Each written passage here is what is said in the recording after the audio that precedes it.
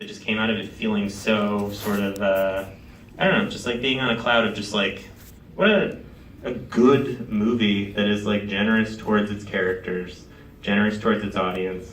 But yeah, so just thank you for making that film. And I guess my first question, just for anyone who's not familiar with your previous work, because this is your first time at the Philadelphia Film Festival, first time in Philadelphia, is sort of, how did you get your start in filmmaking? And can you just tell us a little bit sort of about your trajectory as a director and how you got to the point of making Princess Cyd? That's a large question. Yes, I'm glad we have 3.5 hours for this Q&A because that's the perfect question. No, long story short, I was a theater major in college. I was a film studies minor. I'm self-taught. Back in 2005, I started making my own films. I made a short film, didn't really do well. I made a series of films that didn't really do well, and then I made a movie called The Wise Kids in 2010 that after 5 years was almost like my own, if I was putting myself through my own film school, that was sort of my thesis project. It was finally, I felt like I made a good movie. So it took me 5 years to figure out, to feel like I knew what I was doing.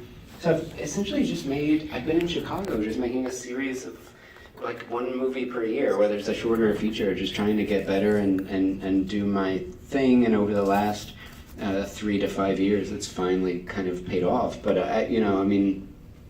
I've been my own producer. I've raised my money. I've raised my own money for all this stuff, and so I've had. I feel like I've reached the end of my like chapter 1 like micro budget phase, and this is really the accumulation of everything I've tried to teach myself over the last decade, and so that's been my story. But Chicago is such a beautifully rich environment for actors, and it's affordable, and you can, if you have an idea that may not be like a hyper mainstream or like super like crazy high concept idea, you still have a community of supporters and artists who will gather to kind of help you put something together that's meaningful and special. So, this is 10 to 12 years in Chicago, just trying to keep getting better and keep making a movie that's hopefully better than the last, and then hopefully you start to reach an audience, and this movie certainly has. It's been a really beautiful year, touring around the country with this movie, and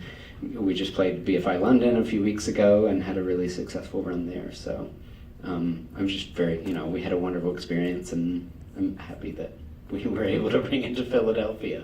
So thank you for being here again. Are we in a Q&A? Yeah, that was my summation. Well, I mean, I have more questions too, but I know there are questions in the audience. Yeah, right there. Do you start off when you're designing something like this, like a film? You start off with a screenplay, but when you were in studies, when you were taking it to school, you start with the idea and then you scribble something down. Or I'm just trying to get an idea from, say, a writing perspective. If you like the typical story arc, and you go from there. Okay, so I can tell you exactly how this movie happened. I spent the first 6 months of 2016 last year trying to, Henry Gamble's Birthday Party I'd made in 2014. It came out in 2015. It was a micro-budget movie. I'd raised every penny myself. It was like $120,000. I was like, that's it. I'm exhausted. My soul can't take raising $120,000 all by myself anymore, so I'm going to need to take some time and figure out what's next. So I was going to make my first larger, crazy larger budgeted movie. It had a script that I thought was maybe ready. And then I realized around the July 4th holiday of last year that this movie, I was trying to rush it. The script wasn't ready. I needed to take time before I made my first sort of larger film. So I had 2 potential pathways at that point. One was enjoying the rest of my summer, maybe taking a vacation, maybe relaxing a little bit. The other was figure out another movie to make. And I had in my mind for a couple of years a story largely inspired by the author Marilynne Robinson. I don't know if anyone is familiar with her, but she's a great intellectual kind of hero of mine. And so I'd had for 2 or 3 years in my mind this idea of, kind of Marilynne Robinson, like me, to be totally honest, like wondering about her sex life because she's this like fiercely independent intellect. who has been divorced for many years, and she thrives off of theology and history and literature, and is such a passionate sort of a champion of American intellectualism and history and literature.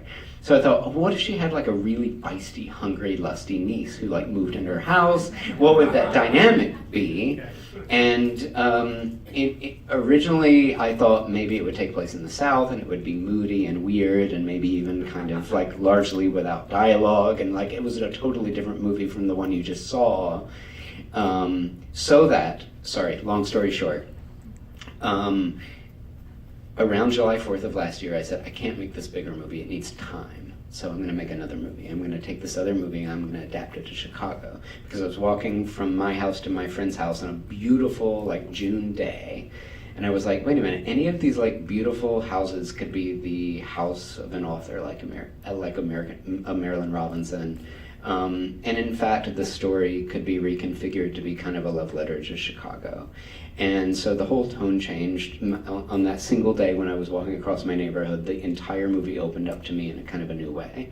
And then I wrote it very quickly. I won't tell you how quickly because it would embarrass me. And then I said to my producers who had been on the other project, I was like, what if we do this smaller thing in Chicago and just like make a really overt, like on our sleeves love letter to community and people in Chicago and summer, and maybe it could be kind of a beautiful thing. And we all crossed our fingers and put it together in like 6 weeks. And then, yeah, so the whole thing was really planned, or, we put it together in early July. We were shooting by August 30th, and we were wrapped by the end of September. Sorry, that was probably more information than anybody wanted to know, but I have to say it was a really particular process, specific. I saw one question right over there.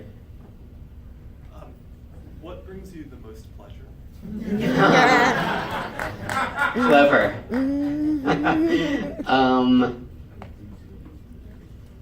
I can't believe we premiered in May and I haven't gotten that question yet. And I'm also totally ashamed that I don't have an answer prepared. What brings me the most pleasure? God, come on, man.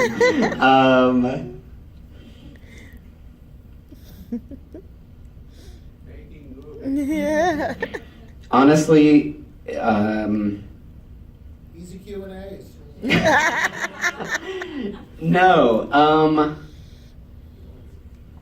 I daydream about movies. I do. I love them. And,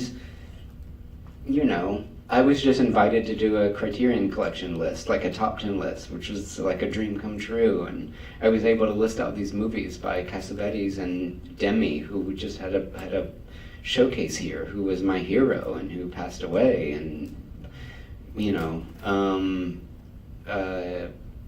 I was able to make a list of these things. I'm the son of a Southern Baptist minister. I grew up in an evangelical household, and movies from the single digits, from the age of 6 or 7 or 8, have given me the greatest pleasure.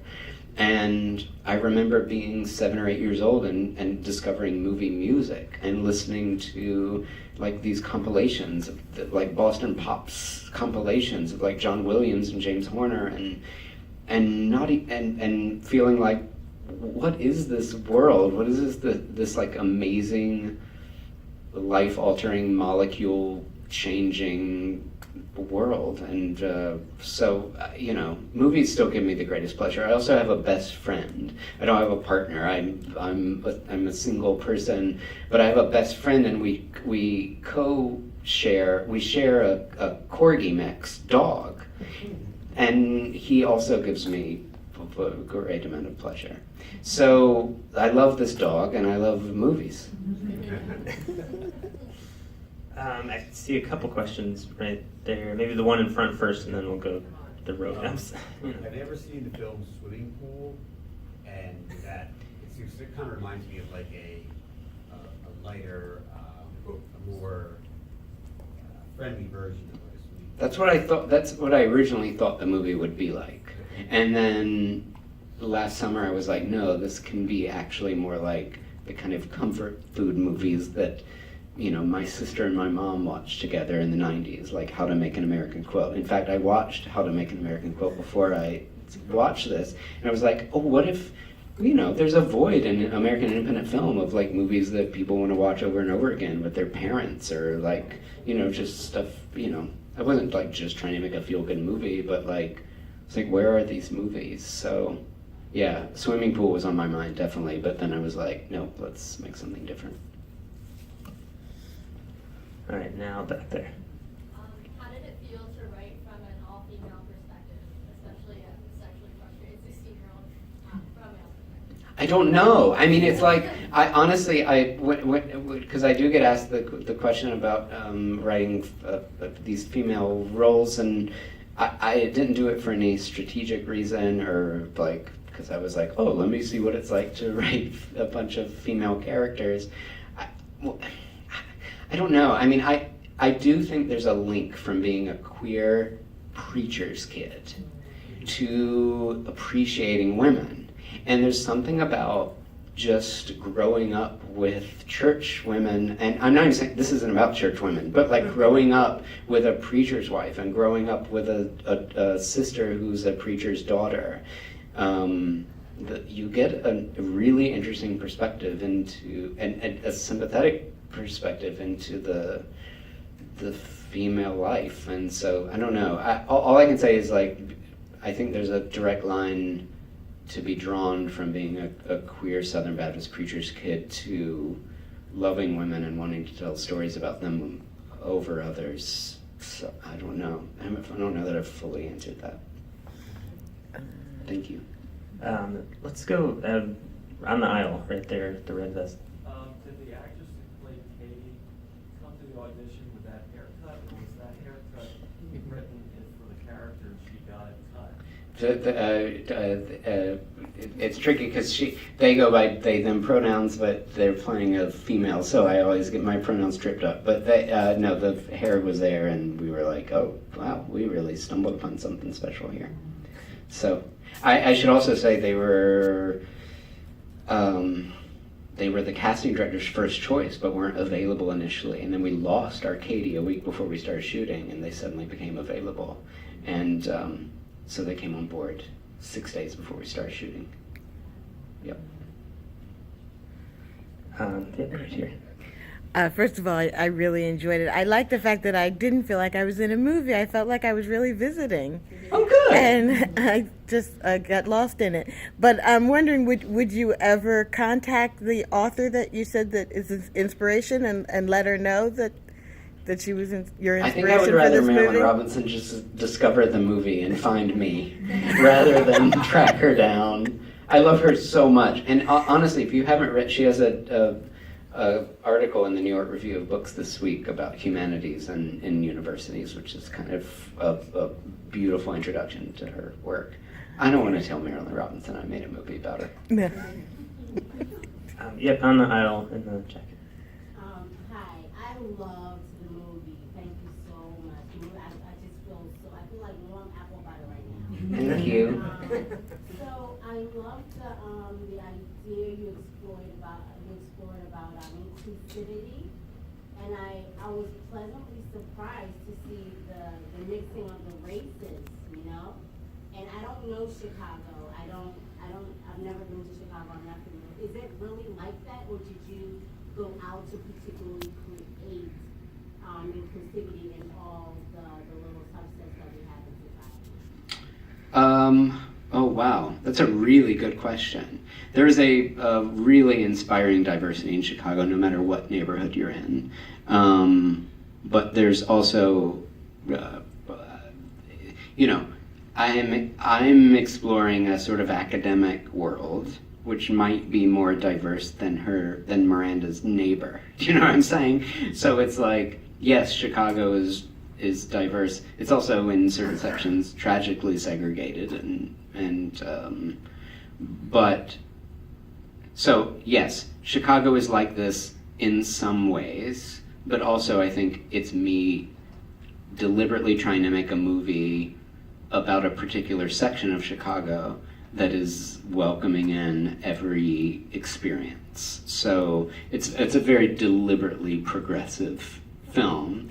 If you know, my previous films are about even repressive evangelical America. So this is like a little vacation for me to go somewhere a little bit different. Yeah.